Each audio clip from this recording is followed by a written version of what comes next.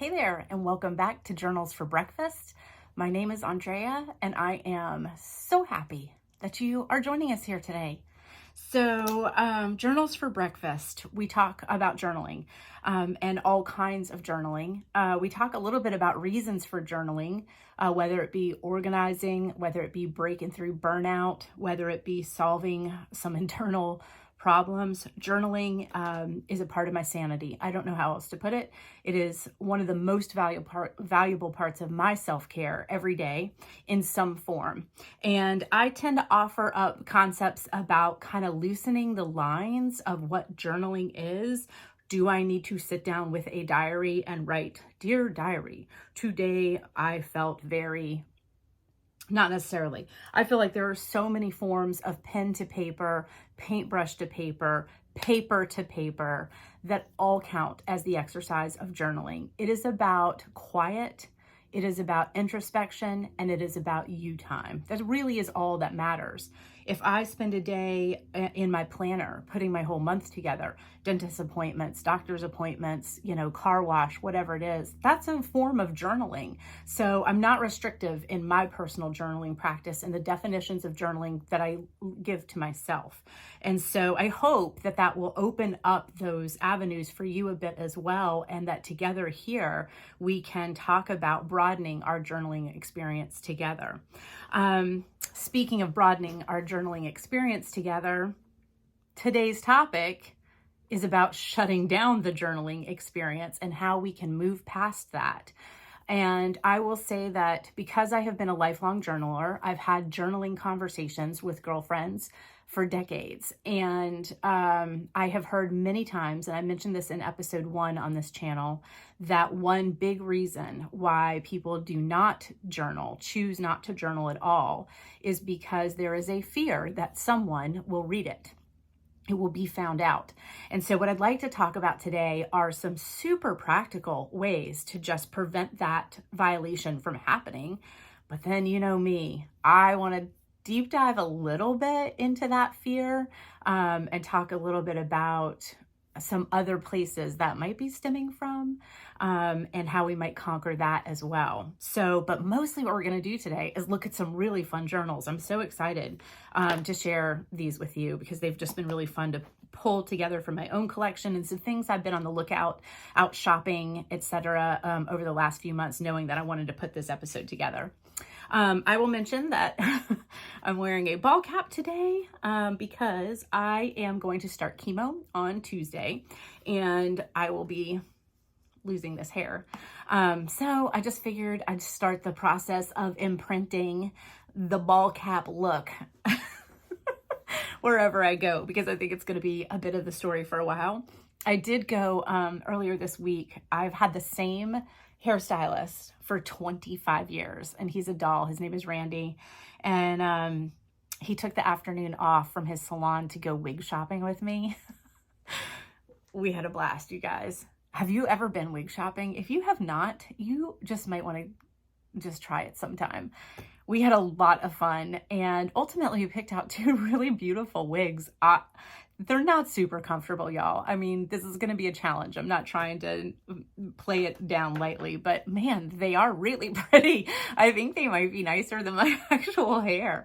So we'll see how we do. I will definitely share them with you in this space over the next few months because I'm going to be bald for a while. So we're just going to have to deal with that together. So the lighting's a little funny too, because I had to figure out how to get light under the brim of the hat, Let's get on with journals, you guys. That's what you're here for. That's what I'm here for.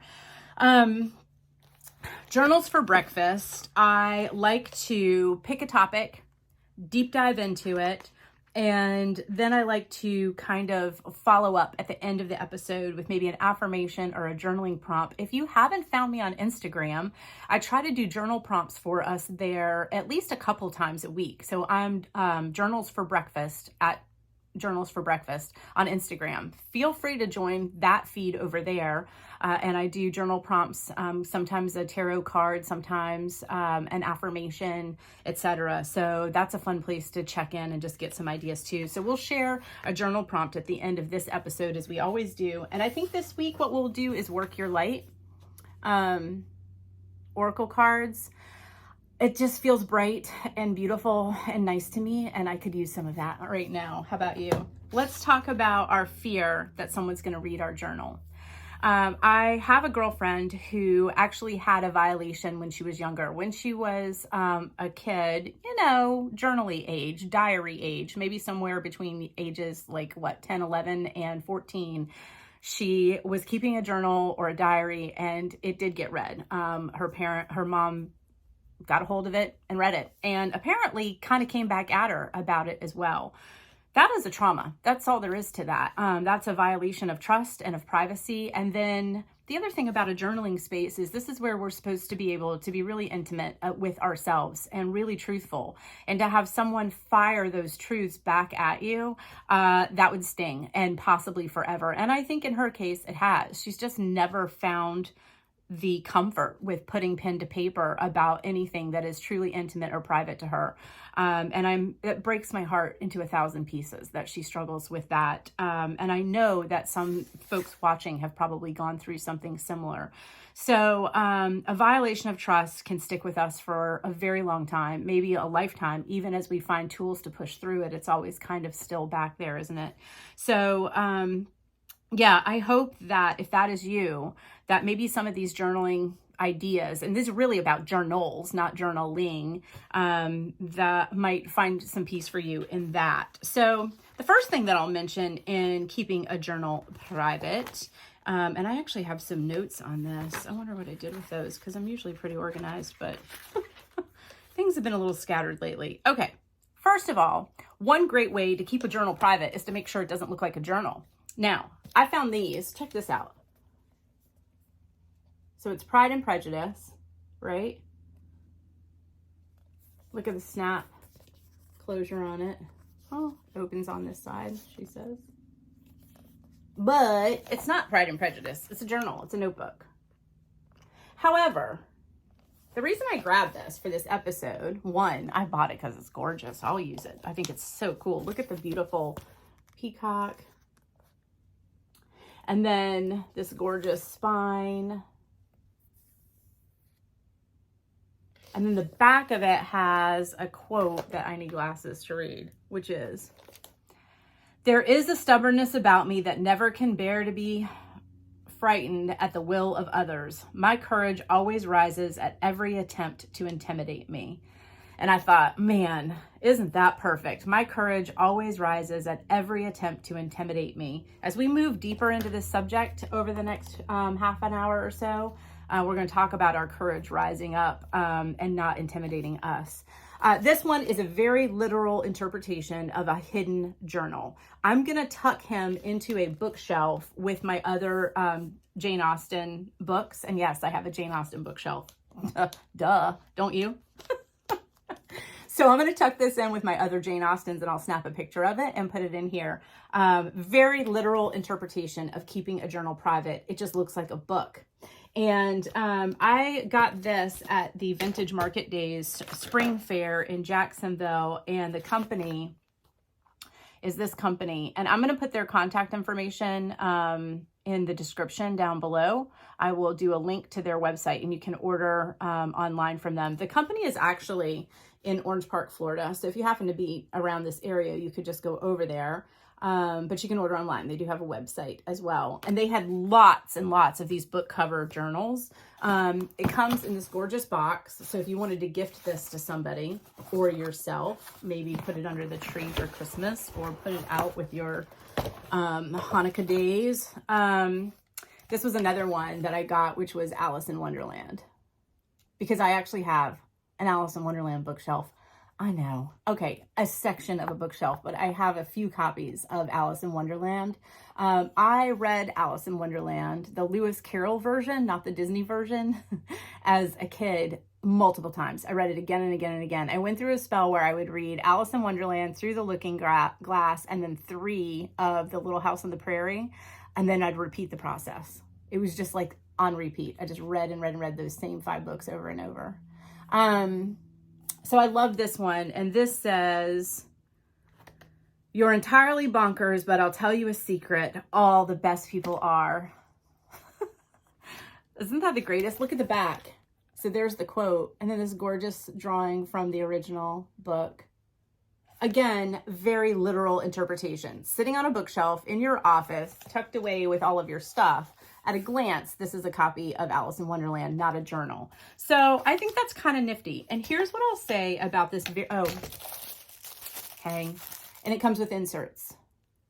So it's got planner inserts. Let's see. It's got undated, which you guys know from talking to me here. I really prefer undated because I don't keep up with stuff all the time. And I don't want big stacks of empty weeks kind of glaring back at me saying, oh, you missed planning for 2 weeks. I don't like that. I don't need that pressure in my world. Do you? I don't. So it comes with undated planner sheets that are just lined, and then it comes with blank pages in the back, which I love because you know what I'm going to do with them? Collage, watercolor, who knows what, brain dumps. I love just blank paper back there. So that's this pack of papers that comes with it, and I feel quite certain you can order refills for that through that company.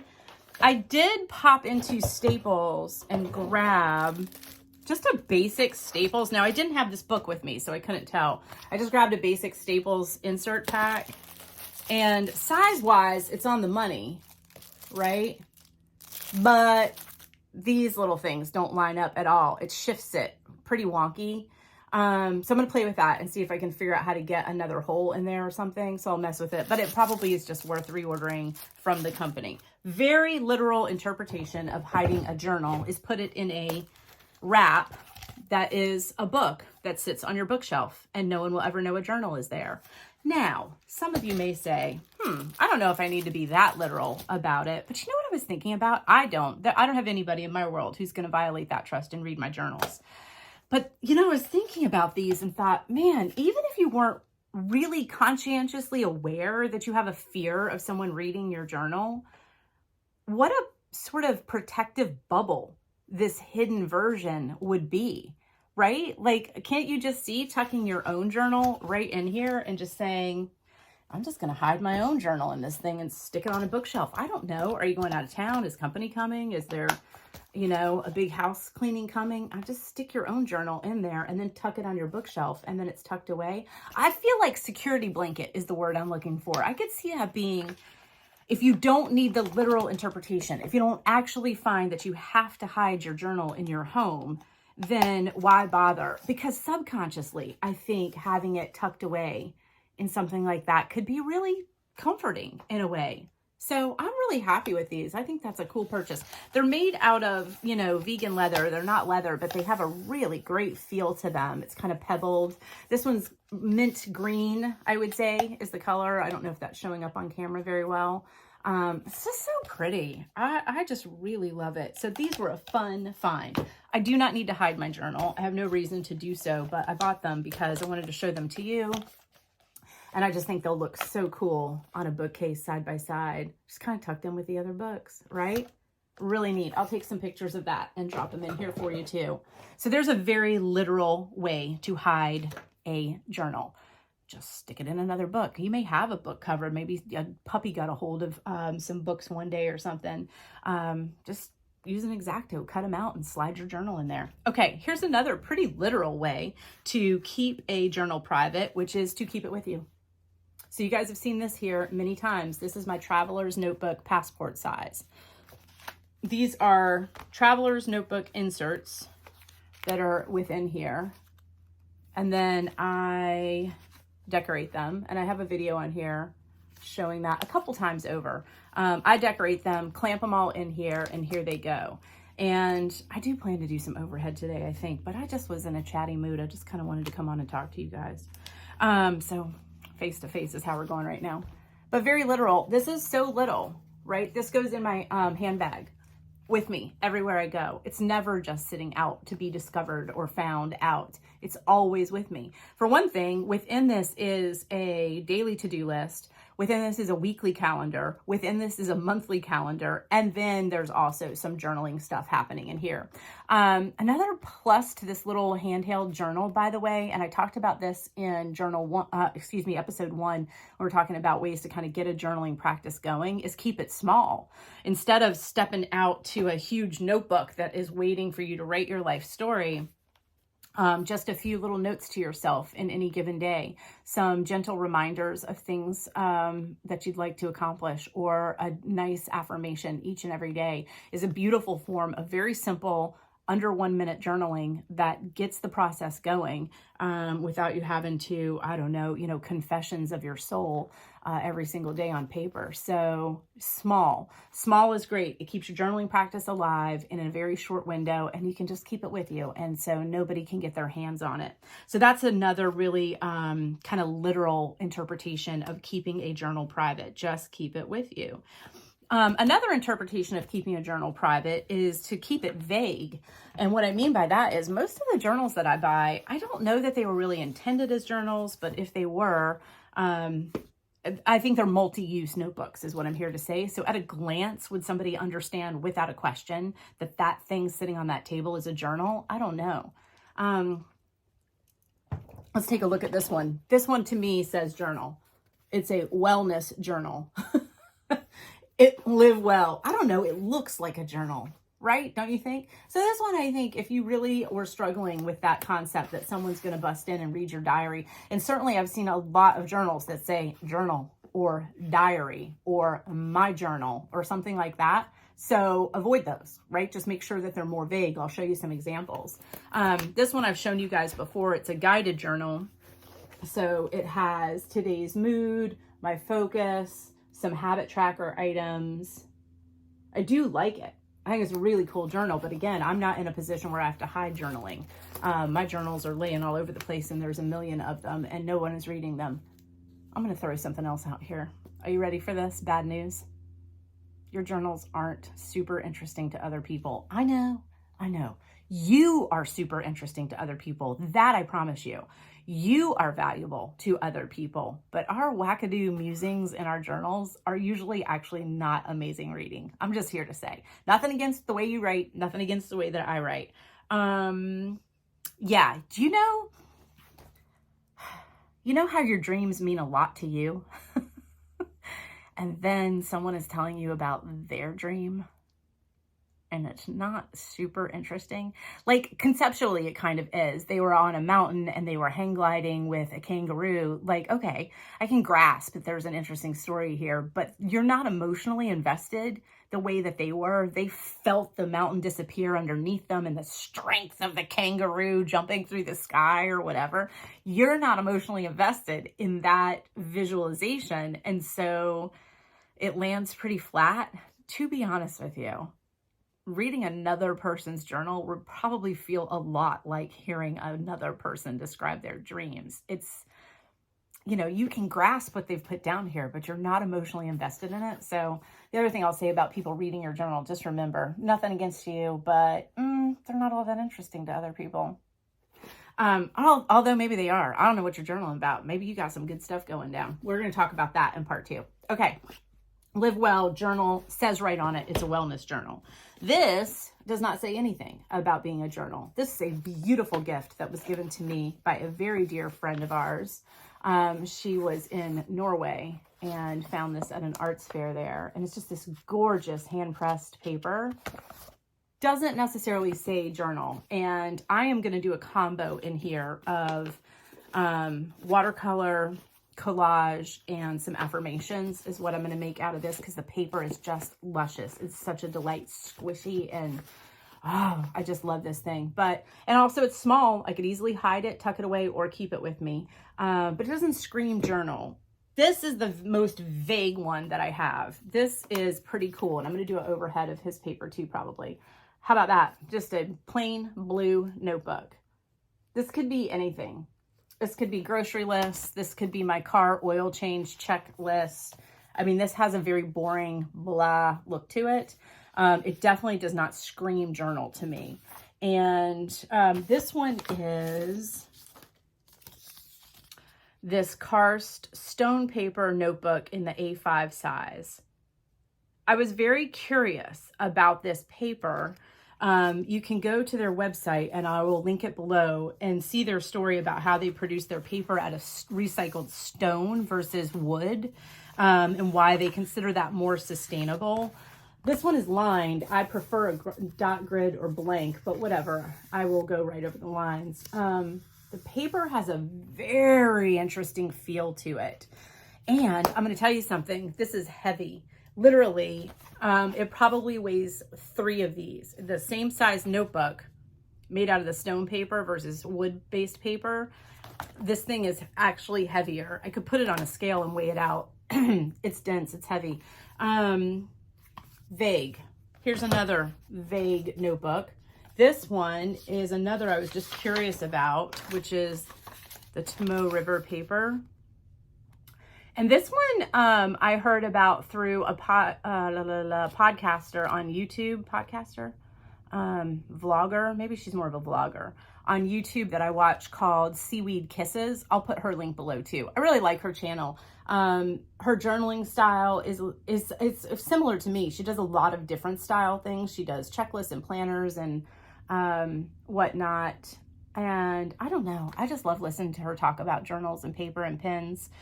She has quite the fountain pen collection. I do not have quite the fountain pen collection.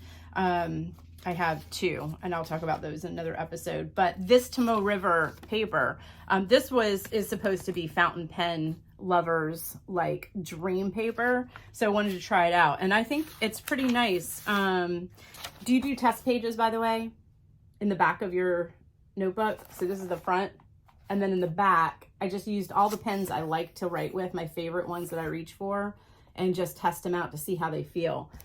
But look how vague. This could be anything. And frankly, if you really want to hide it and go literal, put a big sticker on here that says groceries. Here's what you could do. Chores that need to be done. Boy, nobody will touch that. Sit that on the kitchen counter. Boy, they'll leave that alone. So put something on it that sort of lies to people about what it is. This paper is a checkerboard, a grid. And I love a dot or a grid paper. I don't know why. It just speaks to me. I just really like it. When I'm doing lists, it's nice because I can just highlight those boxes. But I just really like the look of a grid paper. The paper in that, I will say, does feel really nice. And it's very pen friendly. It was ink friendly for all of them. The stone paper, holy cow, you guys. Talk about ink tests. I did pages of them back here to figure this guy out. There's some, like pencil. No, you couldn't write on this in pencil if you wanted to. This paper kind of draws your pen in and pulls, and it was so dense. Let me see if I made a note. I said, pencil is a no. It's like writing in mud or writing in wet sand. Like you just couldn't get your lead through it. It was a trip.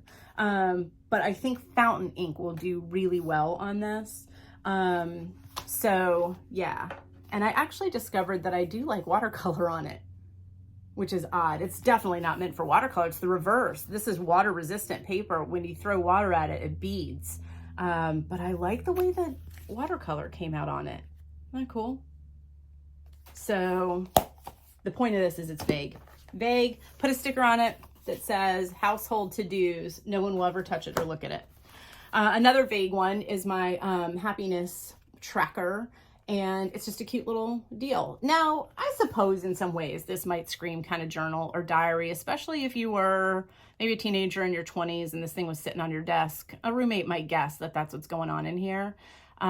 So yeah, but for me, it's just another vague notebook. And this actually isn't a written journal. This is my happiness tracker. And I also do some collage and art in here. I just fill in pages. I just started the background of a collage today. So I'm going to paint on this. This is watercolor paper. I like to put a lot of, I think I did a video. There's an overhead of me building that collage if you're interested in seeing that on this channel. And the other day I just did a watercolor in here.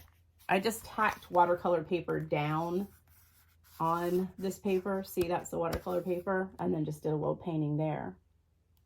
So a mishmash, mixed media, etc.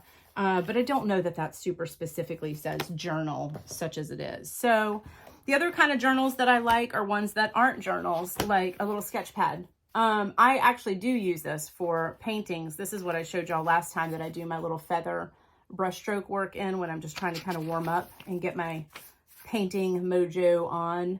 I talked about this in Crafter's Burnout, how to just do the tiniest little thing to just get yourself back on track. But this little guy was $5 at Five Below.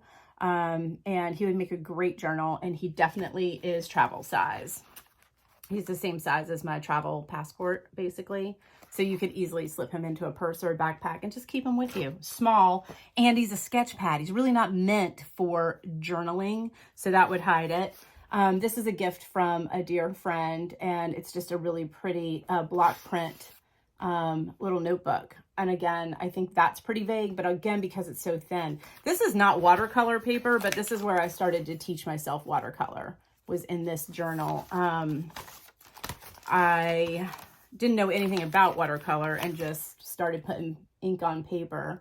And it's definitely not watercolor paper. So you can see some of that pooling. And you can see like the paper is warped and rippling, but I'm also not a watercolor artist.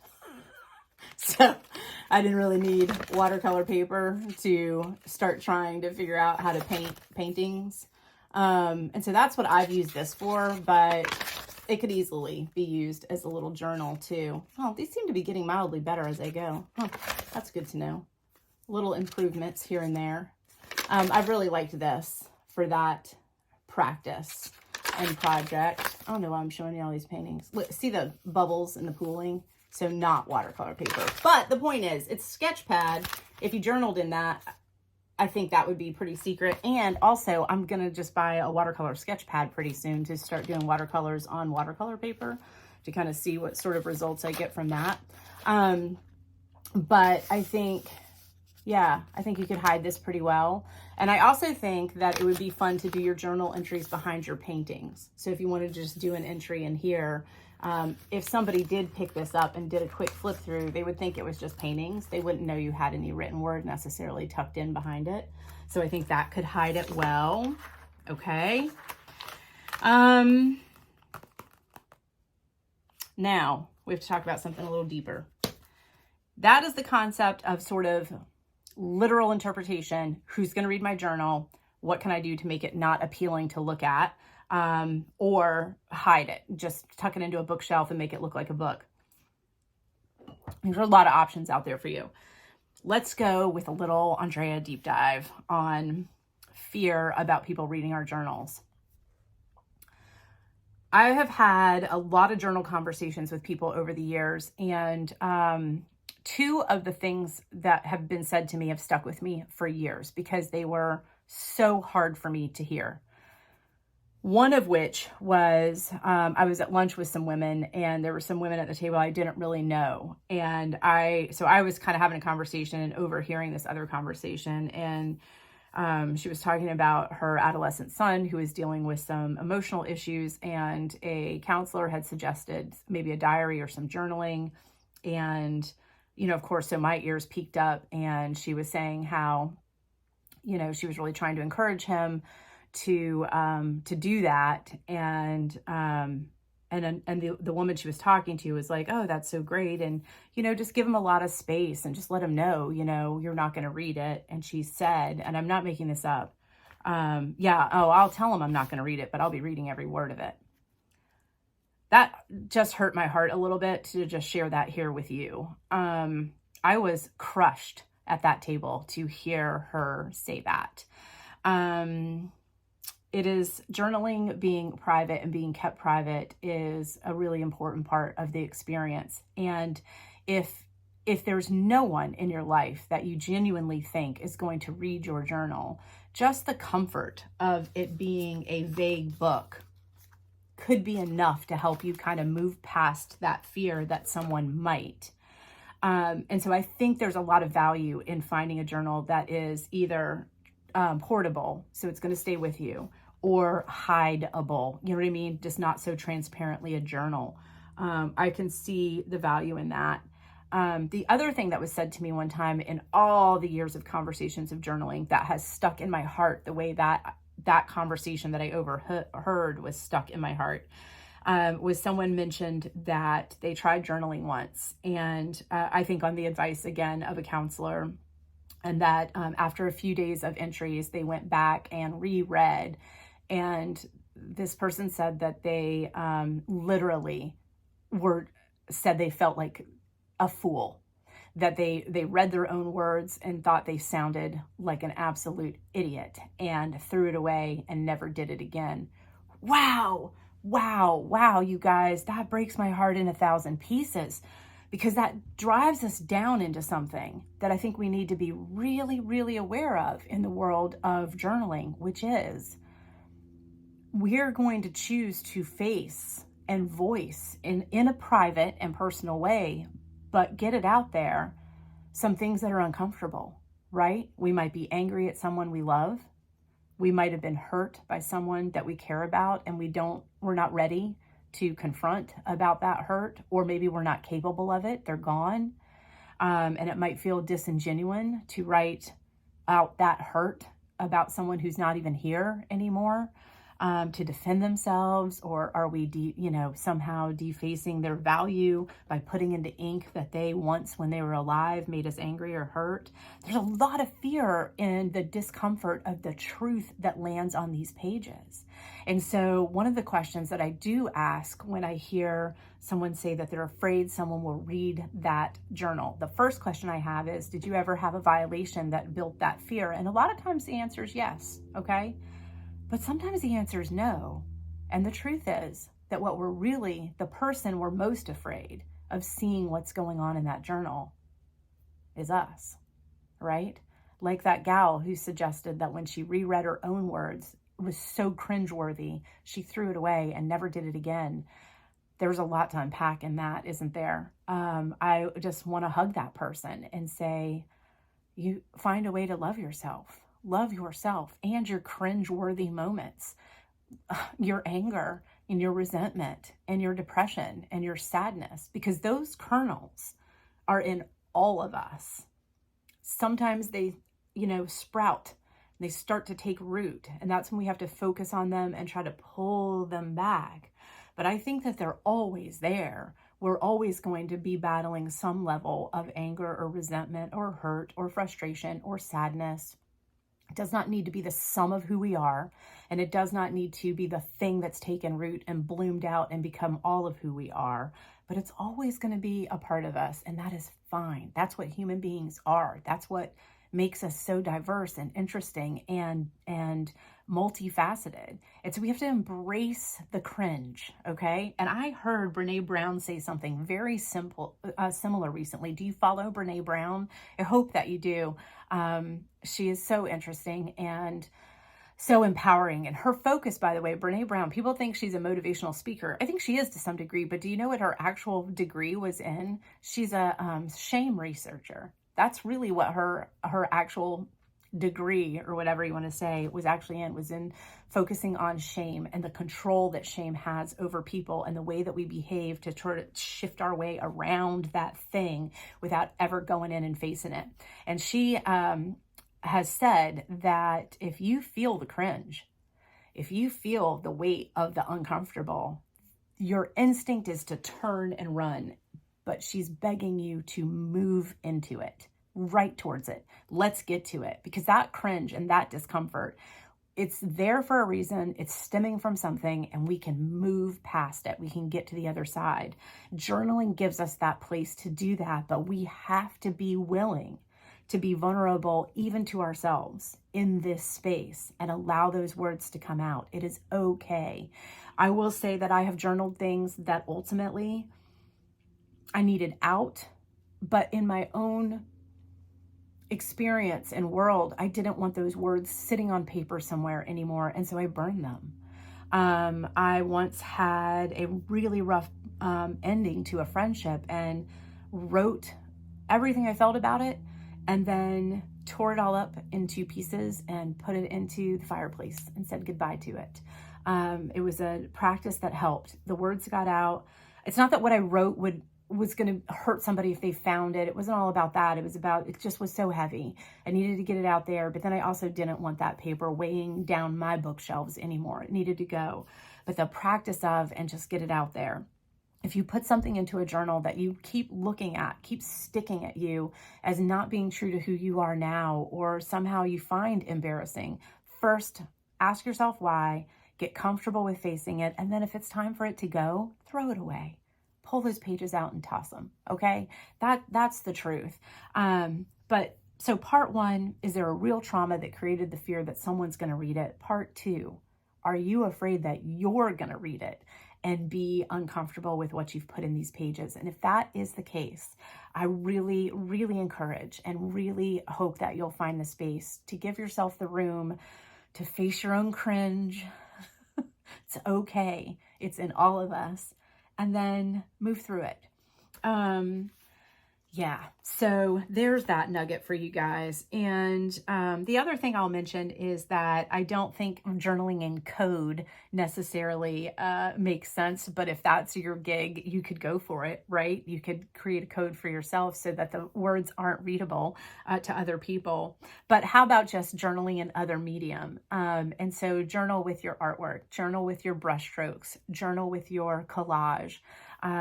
I think you can get your expression out in a way that supports what you need to do without having it be a literal, here is a list of things I'm struggling with today.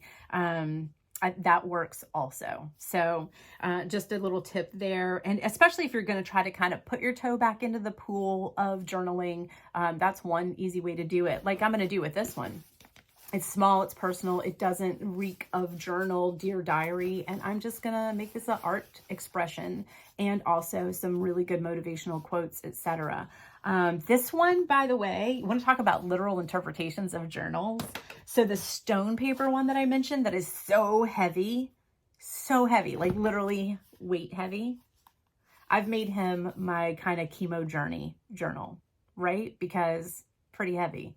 I imagine there's going to be a lot of emotion, and also I'm going to feel terrible for a while. And so let's get that stuff out in here. And then just the weight of it, it felt like the right book for that topic. It is heavy and it is uncomfortable and it is cumbersome to some degree. And that seems right for the chemo journal, journey journal. How about some recovery time? As that chemo becomes a part of my history and no longer a part of my future, this light and airy and fabulously delicate gift from a friend is going to be a beautiful light place to put things that are starting to shine brightly in my world again, which they will. And there are going to be a lot of bright spots during this hard 90 days. My chemo journey, by the way, is short. It's just six sessions. So putting something literally lightweight in my hands and light in my heart and in my mind. And I'll do a lot of mixed media journaling in here. Affirmations, watercolor, collage, the things that lift me up. The stuff that's weighing me down, we'll put in this little heavy guy. But I don't know that any of these specifically say Andrea's got really secrets in here, right? And as I said, if somebody cracked into them and started to look at them, I don't think much of what I write is all that appealing to other people anyway. It's not that juicy. Okay, journaling. I hope that we can bust through that fear and find a way to get more comfortable. I thought I was going to do some overheads in this video, but I guess I'm not. I just held everything up and that's fine. Like I said, I was just in the mood to chat with you guys. Work your light, Oracle. And the artwork in this deck is all this beautiful pastel. All these beautiful pastel. Like, here's the deck of cards. Sorry that light's so glary. I think I already said I had to shift it so you could see me underneath this ball cap. But the artwork in here is just like this airy, pastel-y, light. Look at her floating. So here, let's make that our card. Ooh, Awakening. Let's read that one. Just such beautiful artwork. So I love these decks. I did a episode here called Using Tarot Cards Decks for Journal Inspiration, for journal prompts, etc. Do y'all want to know something kind of interesting about that episode? So I'm brand new out here. I just created this channel back in May. And so I'm just starting to build up a couple of people following me. Thank you. Appreciate you being here. So at that time, because it was a brand new channel and still is, mostly what I just see are a new subscription or two every once in a while, you know, And I put the tarot card episode up, and it was a mass exodus. I lost probably 30% of the viewers that I had built just up to that point. Isn't that interesting? By the way, we get demographics, so we can see kind of a lot about who our followers are. And our followers, my followers on this channel, almost exclusively at that time, were 35 and up female. So women. And they saw the word tarot in the header and ran for the hills. I thought that was so interesting. Anyway, I'll let you do with that what you like, but I just thought that was really intriguing. Okay, Awakening. Here we go, guys. Our card today is the Awakening. And let's see if we can get her close enough that that glare. There we go. That's better. Awakening. Here we go. Energetic upgrades, a new way of being, and integration. And sorry about that glare. Let's see if I shift over here. Maybe it won't be so bad. You are going through a period of awakening. Things are changing within you, and at many levels, you are starting to remember ancient truths and discovering more and more about who you are and why you incarnated. You may find that you are experiencing past life flashbacks, seeing the invisible thread that is woven through all of life, or even feeling the rise through your body of the intuition from the base of your spine. The most important thing for this time is not to overthink it and to stay grounded. Share your experiences with like soul people while you consciously integrate them. Journal and pay attention to your dreams. I'm not making this up, kids. Journal and pay attention to your dreams. You are remembering and your soul gifts are emerging. During this time of transition and awakening, you may be called to devote yourself to being of service. There are ideas, truths, concepts, books, and creations waiting to be birthed into this world. Stay open to receiving them. Pulling this card may be a sign that you are here to birth one of these creations into the world. Or perhaps you are being called to make a shift in your life in order to be of service. Don't think too much about it. Instead, repeat the following work your light activation. The work your light activation is this. I surrender my awakening. I allow the Shakti energy. Shiitake is a mushroom, y'all. You know I'm a chef, right? I surrender my awakening. I allow the Shakti energy to rise from the base of my spine. I open myself up to the universe, using me in a way that delights my mind, body, and spirit. I surrender to my awakening. What a beautiful card for us today. And journal, pay attention to your dreams, and be true to yourself, and allow yourself the cringeworthy moments, even in your journal. If you're truly afraid of something that you've written, I encourage you to deep dive into why that is, face that truth, and then if you need to, destroy the evidence. It's okay. Just get rid of it. But getting it out in the action of. I hope that these were some interesting journals for you. I really appreciate you being on this channel. I'm having a great time here, and I look forward to seeing you next time. I've got some fun ideas about content coming up, and we will just keep carrying on. Be good to yourself. Journal. Find me on Instagram, where we do journal prompts, so you can stay integrated in your journaling practice through me there as well. And if you are new over here, don't hesitate to subscribe. It does help. I hope you guys are having a glorious, beautiful, delightful summer, and I cannot wait to share more with you here soon.